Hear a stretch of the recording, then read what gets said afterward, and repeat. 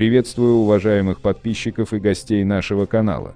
Перед просмотром ставьте лайк, подписывайтесь на канал и не забывайте нажимать на колокольчик. Против 557 воров в законе, известных властям страны, ввели санкции. Эта новость вызвала в украинском обществе много вопросов и еще больше улыбок. Непонятна ни цифра, ни некоторые меры, например, арест активов. По правилам воров в законе, имущества у них быть не может.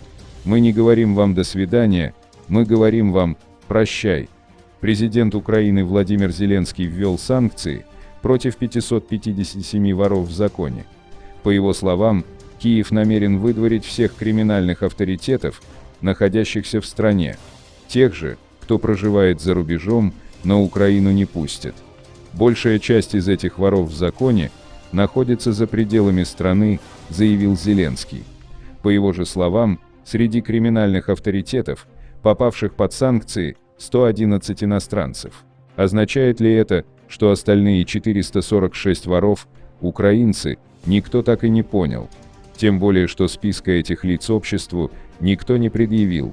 Возникает главный вопрос, где Зеленский и Совет национальной безопасности и обороны Украины вообще насчитали столько воров в законе, интересуется украинский адвокат Татьяна Монтян.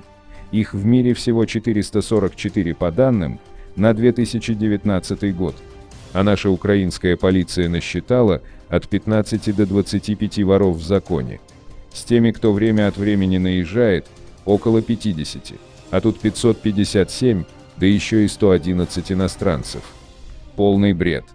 Кого он запишет в воры в законе? Барсеточников с одесских улиц? Все коллеги смеются. 557, спим и видим, посмотреть на список. Потому что я лично знаю некоторых по долгу службы, я жду, кого туда запихают, чтобы просто посмеяться. Криминальный авторитет, автор книги «Путь русского гангстера» Михаил Орский уточняет, на данный момент, если верить Prime Crime, насчитывается 430 воров в законе. Из них около 45 – русские.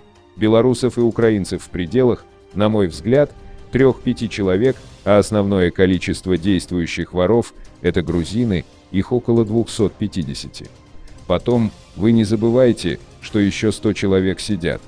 Из этих 430 около сотни находятся в местах лишения свободы. У непосвященных в детали, но просто более или менее образованных людей возникает еще один вопрос, а на каком основании власть может применить санкции к так называемым ворам в законе? То есть, если власть утверждает, что конкретный человек преступник, это же надо доказать, осудить и тут же посадить такого человека в тюрьму. Раз он преступник, а если доказать, что он преступник, нельзя, на каком основании к нему применяются санкции? В Грузии есть закон, согласно которому гражданина можно привлечь к ответственности просто за то, что он признает, что имеет статус вора в законе. А убеждения не позволяют ворам отвечать на такой вопрос отрицательно, иначе этот статус они потеряют. Но на Украине такого закона нет. О том, какие эмоции такого рода заявления президента Зеленского вызывают у рядовых украинцев, рассказывает украинский журналист Игорь Петрук. У нас все смеются с этого. Уже многие специалисты, политологи, эксперты, что очевидно Зеленскому нравится само слово «санкции». И мы сейчас санкции введем. А на деле оно что получается? На деле получается, что просто громкий звук, мы ввели санкции. А дальше ничего нет. И тем не менее, какие же санкции ворам в законе приготовили украинские власти? Ко всем этим лицам будут применены запрет въезда на территорию Украины, отказ в предоставлении и аннулировании виз, вида на временное или постоянное проживание, разрешение на иммиграцию, отказ в продлении срока пребывания в стране, невозможность получения ими гражданства Украины и принудительное выдворение. И арест активов. Последнее особенно интересно в контексте того, что у вора в законе просто не может быть имущества.